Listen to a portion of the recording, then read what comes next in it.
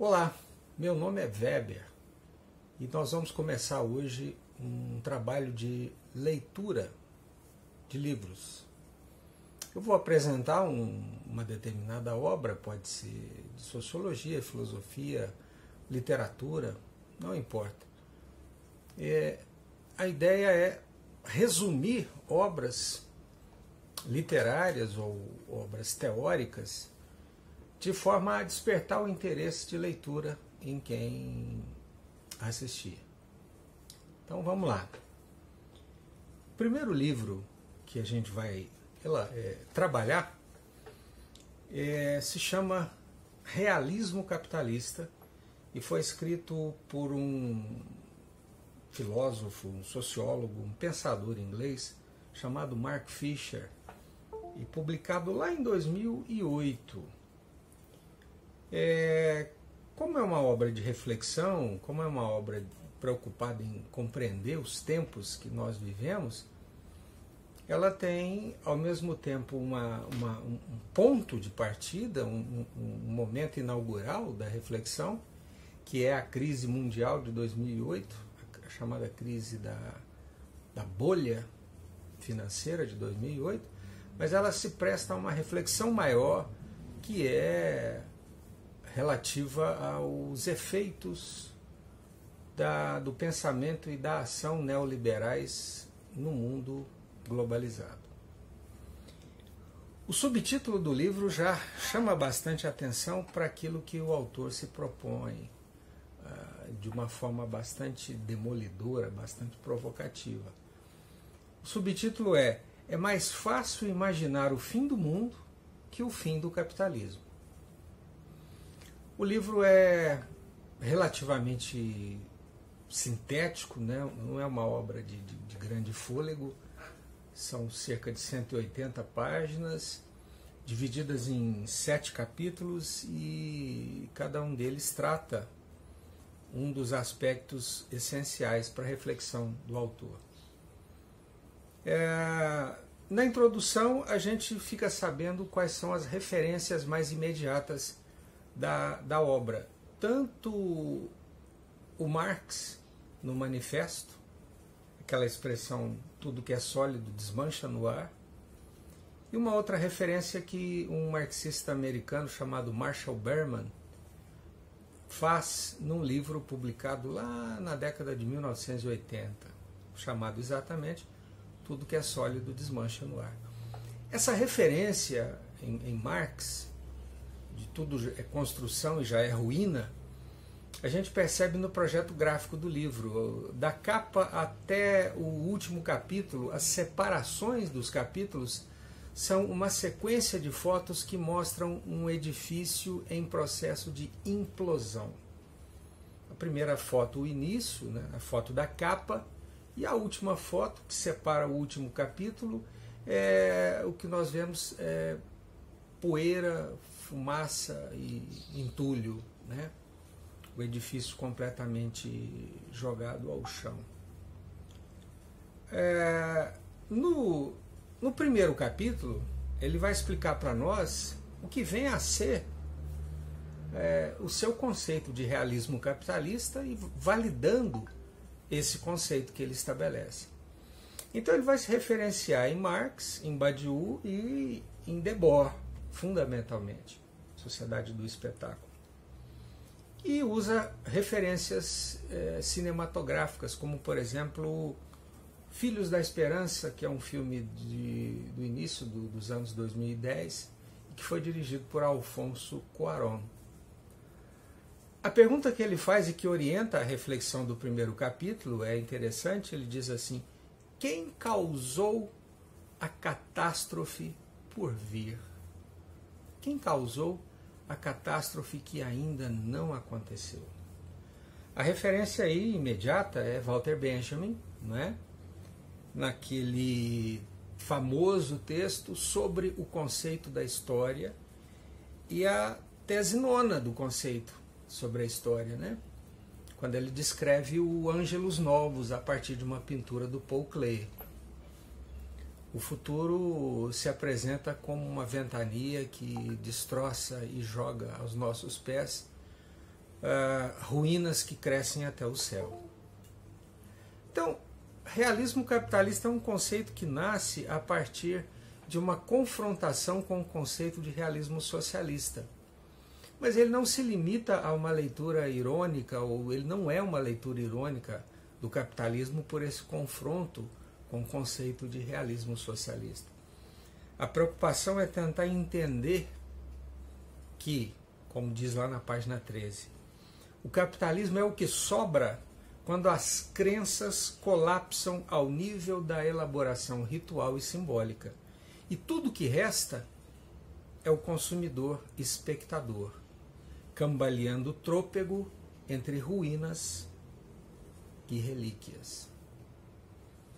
O realismo capitalista é a consolidação de um longo processo de dessacralização massiva da cultura, como já intuiu Marx no Manifesto e como já demonstrou Benjamin na obra de arte na época de sua reprodutibilidade técnica. Enfim, há uma referência importante, interessante, também para os cinéfilos, né? Quando o autor lembra que o capitalismo é muito parecido com aquele monstro que John Carpenter apresenta para nós num filme de 1982, chamado em português O Enigma do Outro Mundo.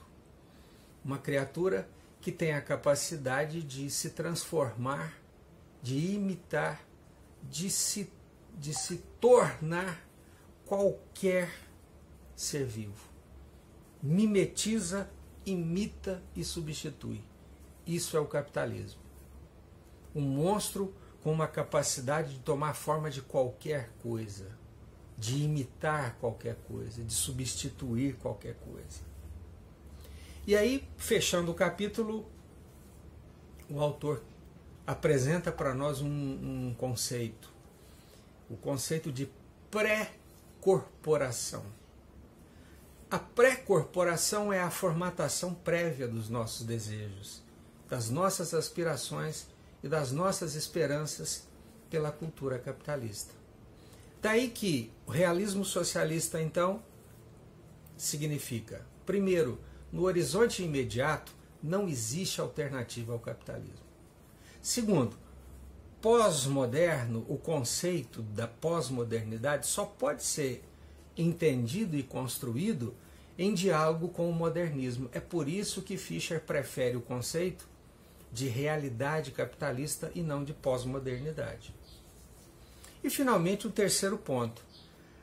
Não resta mais nada para o capitalismo colonizar, porque ele colonizou, inclusive, os nossos sonhos.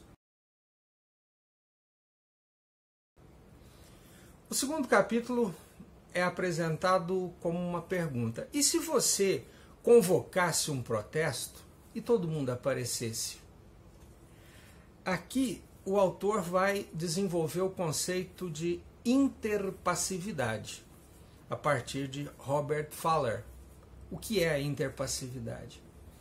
Ao mesmo tempo que nós criticamos o capitalismo e o consumismo desenfreado, assumindo posturas anticapitalistas, nós nos sentimos autorizados a continuar consumindo impunemente. Essa é a interpassividade. Essa é a contradição dessa lógica da crítica e do consumo. O terceiro capítulo tem como título O Capitalismo e o Real. E aí ele vai demonstrar para nós que o realismo capitalista não é a realidade, mas é um simulacro dela. E aí ele está referenciando sim Debord, com certeza, né? E esse simulacro que é a realidade capitalista, ou o realismo capitalista, se institui na elaboração do que ele chama de ontologia empresarial. Ou seja, tudo que existe na sociedade tem que ser administrado pela lógica do privado, pela lógica da empresa.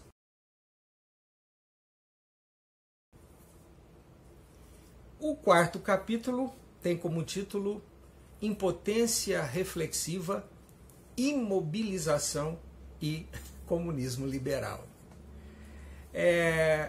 A partir de Lang, Foucault, Deleuze e Guattari, o Fischer vai mostrar para nós que as patologias mentais se tornam recorrentes e têm fundamento naquilo que ele chama de causas sociais sistêmicas.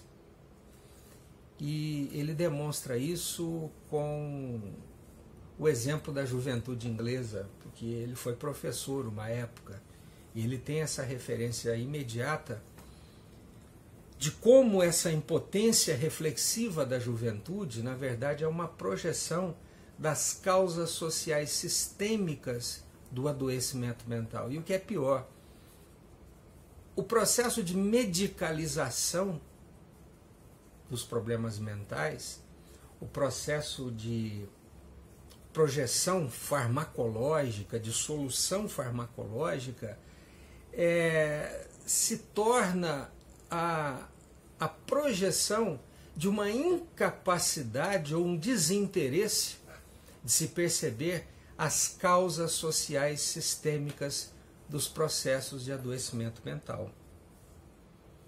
E ele vai dizer para nós que esses problemas mentais causados sistemicamente pela sociedade estão associados àquilo que Deleuze chamou de sociedade de controle.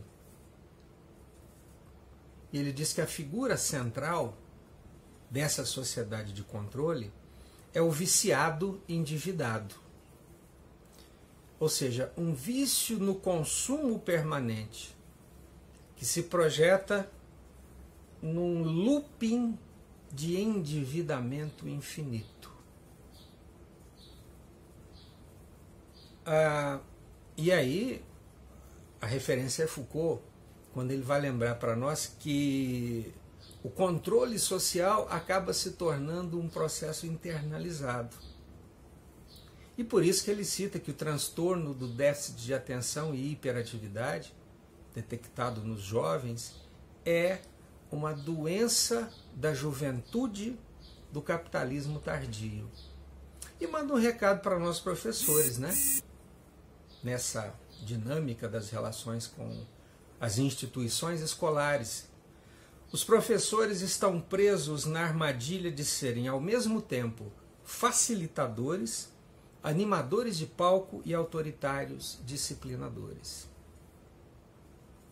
O capítulo número 5 abre com uma data, 6 de outubro de 1979.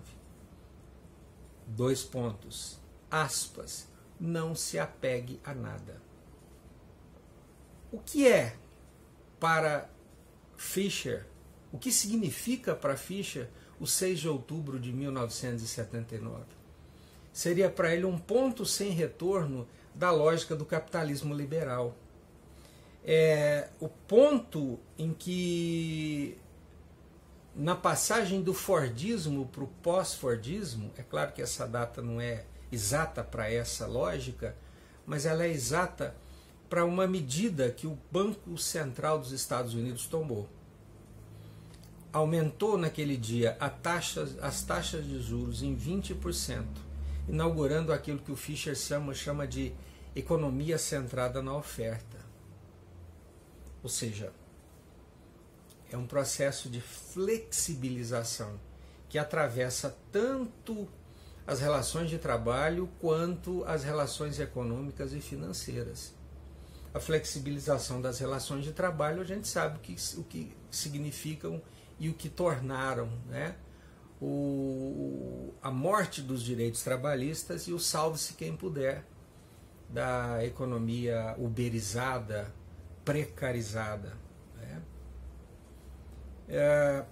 E hoje, mais do que nunca, e os reflexos da pandemia, com o tal do home office, Fischer já disse que trabalho e vida se tornaram inseparáveis e o capital acompanha a gente até nos nossos sonhos. hoje mais do que lá em 2008, quando esse livro foi escrito.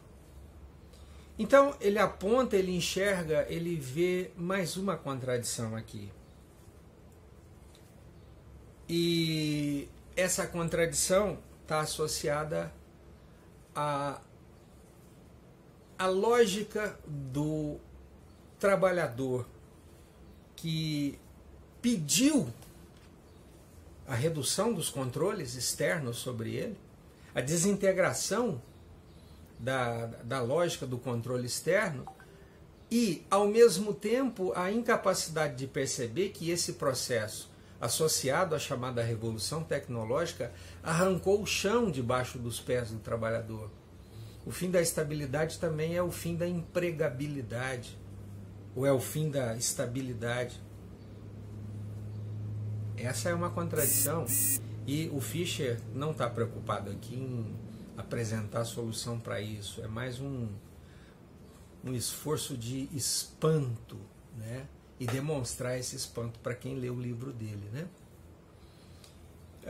O 6º capítulo tem como título Tudo o que é sólido se desmancha em relações públicas, stalinismo de mercado e antiprodução burocrática. A frase, o bastante não é mais suficiente. O bastante não é mais suficiente. E aí ele lembra o tempo que ele trabalhou como professor de escola nível médio lá na Inglaterra, escola de periferia, né? E o que ele vai dizer para nós é que a escola a organização escolar reflete a organização mais geral da sociedade, que ele chama de stalinismo de mercado. O esforço para executar tarefas altamente burocráticas ou burocratizadas é muito mais relacionado com a percepção correta daquilo que eles representam do que exatamente para melhorar os resultados. Uma coisa que no Brasil a gente conhece e chama de para inglês ver, literalmente, né? O formulário bacana, o desenho, o design bonito, mas o resultado é nenhum. Mas eu tenho que apresentar o relatório. Eu tenho que fazer milhares de relatórios. E o resultado próximo do zero, né? Mas o que é interessante é que, segundo o Fischer, esse processo, o que ele chama de stalinismo de mercado, quanto mais fiel à burocracia, menos resultado eu tenho, na verdade revela para nós um mascaramento do que ele chama de ação predatória do capital. E isso se projeta, por exemplo, numa crise que ele chama de crise de eficiência simbólica.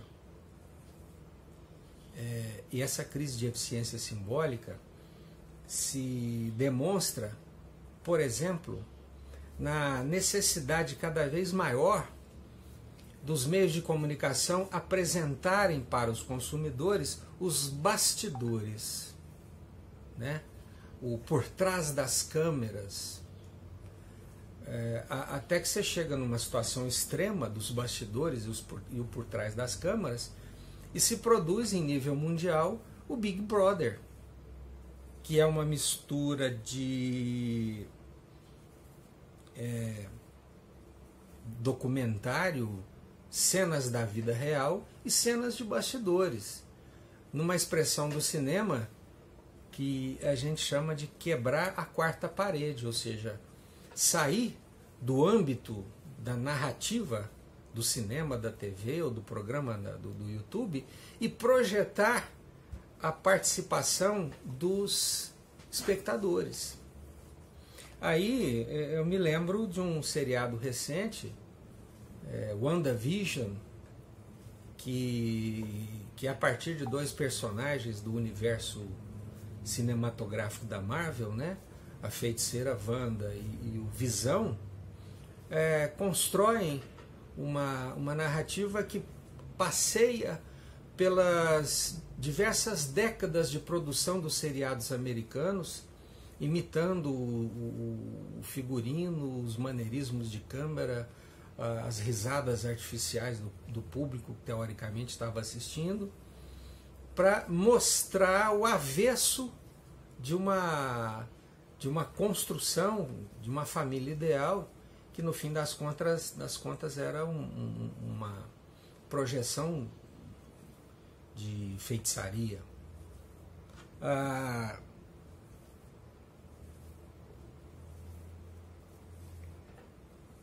Assim, ele encerra o livro lembrando para a gente, mais uma vez e ainda mais uma vez, que o que sobra nesse mundo cada vez mais alimentado por comportamentos semi-roteirizados, o que sobra vai muito além do Big Brother de George Orwell, e que se firma nessa confusão de elementos de documentário, intrusão, invasão de realidades e uma espécie de pesquisa interativa. Eu espero que vocês tenham gostado e espero poder, em outras oportunidades, comentar outros livros. Valeu!